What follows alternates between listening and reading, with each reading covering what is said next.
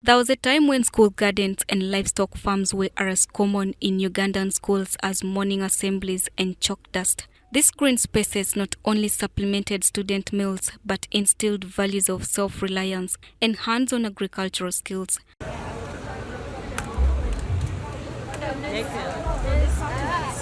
Over the years, however, academic pressure took over. Textbooks replaced halls and farming slowly faded from school routines. Now that trend is reversing. In a bold move to restore this vital tradition, RIKOLTO, an international network with over 40 years of experience in sustainable food systems, is rolling out a transformative school gardening initiative in 10 MBALE city schools, 8 primary and 2 secondary. We had a train of trainers for teachers, first of all, to see that they are able to sustain this project when it starts, when we have the school gardens re-established across all the schools. And now, from that point on, we saw that the schools were really positive about the project. They embraced, revamping the school garden model across all the 10 schools. And even the pupils in these schools were very much interested in this project. And then, particularly, for example, I could point out one of the schools, Nakaloke SS. The students in secondary school were actually taking on the school garden kind of project as their own project as part of their curriculum. So we saw that there was a lot of interest coming in from the schools because most of these gardens had almost died out. This is part of RIKOLTO's global Food Smart Cities agenda, aimed at making nutritious food accessible both at school and home, while restoring dignity and pride in farming, even in urban settings. We actually work towards ensuring that we have a sustainable income for farmers, as well as having a nutritious and affordable food for everyone. So our main focus is having a sustainable food system, closing the gender gap in agriculture, but also ensuring that there is responsible consumption of food. Wilbur Kakaire, RIKOLTO's school feeding program coordinator, says reconnecting learners with agriculture is key to nurturing a food secure and self-sufficient generation. Our project also empowers our students or our pupils with the gardening skills that they need even before they drop out of school. So these are the most primary skills that every pupil would need when they go back home, because at the end of the day, I would say that more than 80% of all these kids fall back to agriculture. That's going to be their mainstay. So when they go through some of these basic skills, they're engaged in the school gardens, at least they know about why food is important, why food must be kept safe, so all these are critical components for our children in school.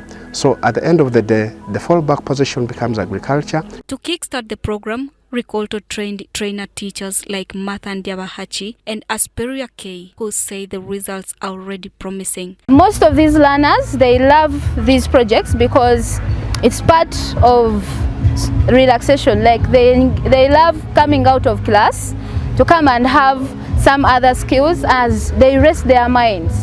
And then it's been good because most of the learners, they have embraced the projects, they are excited, we have worked together with the learners. They are the ones who have made sure that these gardens are standing, even sustaining them. So I can say it has been really positive. The reason we have this garden is to skill the learners with life skills on growing different things, especially in the urban centers. But also it is for nutrition purposes, because it is very sad that most of our public schools, less than 10% of the learners have a meal at school. Most of the learners go the whole day without having a proper meal, which affects their performance in class and also later in life. So we are using these gardens as a tool to help us pass the message of school feeding, to encourage the parents, the whole community, and even the schools themselves, that learners need to have a meal, at least a lunch and a breakfast at school. So most of these gardens already we are harvesting, and most of this produce goes to the kitchens where they are improving on the nutrition. Most of our schools, those even which serve the food, it is only posho and beans. But now with these vegetables, they are able to get some nutrients, more vitamins that enrich their diet so that they have a proper meal at least from school. Teachers at the participating schools are praising the program for its multiple benefits. We started organizing the gardens, and majorly to our students who are doing that gardening work. We started with nursery bed, and we sowed the seeds on the nursery bed in February, and then we kept on looking after the crops until transplanting. This program has not only impacted on us via diet, it has also equipped our learners with the skills of learning how to do agriculture on a small scale. It has equipped them with the skills, and I know these skills has not stopped within them. They have also carried to the communities where they stay. We had a number of gaps whereby there were a few learners who were having meals.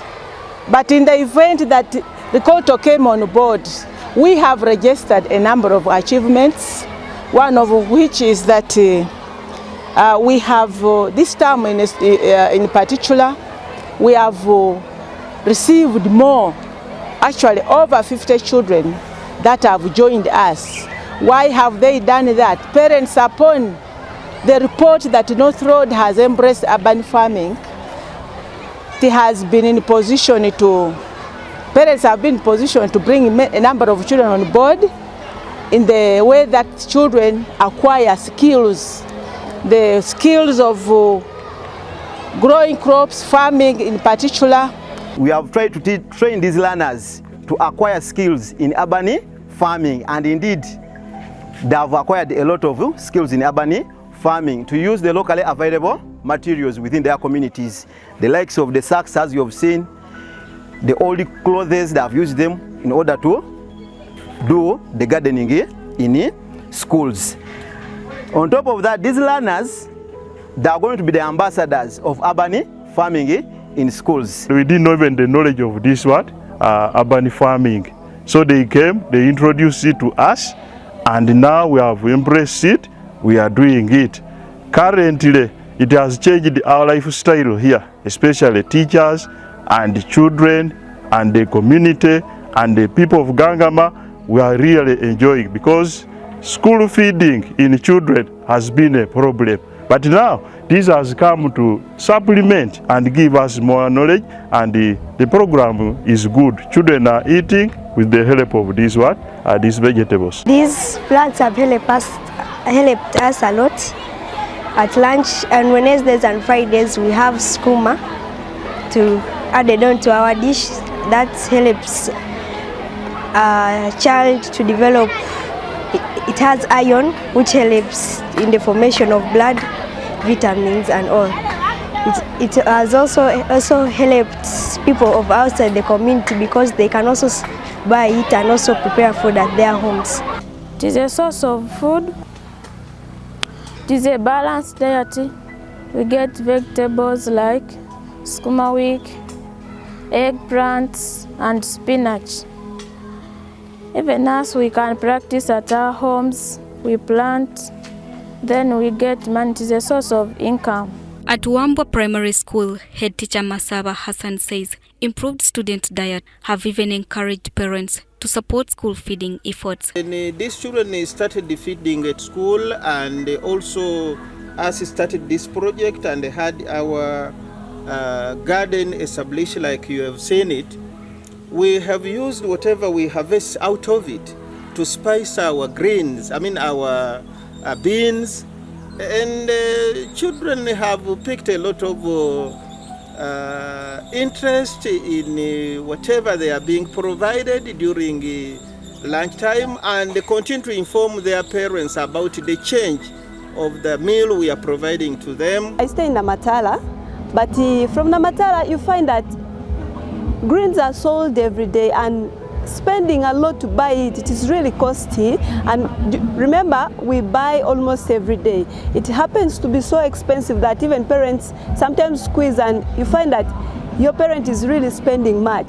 But now that out of this experience, I'm really glad because I'm going to do my best to make sure that I reduce on that expenditure. I didn't even know that there is a vegetable called spinach, kale. I only knew skuma, buga, biringanya, like eggplant. So I was really happy and I really thank God because I got a lot of experience out of this. Trust me, in my vacation, I am going to start with this. I can't forget every step that I started with. I'm going to start on this project so that I can learn because nothing is impossible. Once I work hard, I'll gain something. I'm going to start this project during my vacation so that I can get some tuition. I help my parents. For city-born learners like Mwajuma Chirabo, who had never held a hoe, the experience is eye-opening.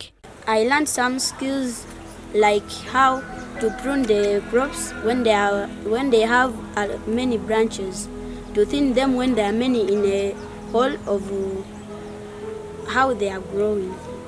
I learned how to stake them, and I learned how to also make some new things in the project. After transplanting the seedlings from a nursery bed, we bring them here to the sacks. Before putting in the sacks, you first mix the manure such as kitchen wastes, cow dung. You mix them with soil. Then after, you get your seedlings from a nursery bed using a trowel. You put in the sacks. You put little soil on them because from there they have soil. After covering them, you bring a watering can with water. You first water. Then after some time, you bring a knapsack sprayer. As you put there some chemicals, artificial fertilizers, you spray the greens. You choose a suitable place where you're going to put your nursery bed. You shouldn't put it where there is too much shade, but some light should be there for these seedlings to grow very well. 1, you need to apply some organic manure in that place that you have gazetted for your nursery bed. And after that, you apply your seeds, broadcasting them, because you can't plant them, but you broadcast them. After that, you cover with soil. Then from there, you provide a little shade for them for proper growth, because it doesn't need direct sunlight to hit them. They will dry up easily. With strong community involvement and a growing sense of ownership among students and staff, RIKOLTO's initiative is doing more than just planting crops. It's cultivating a new generation equipped with both knowledge and life skills.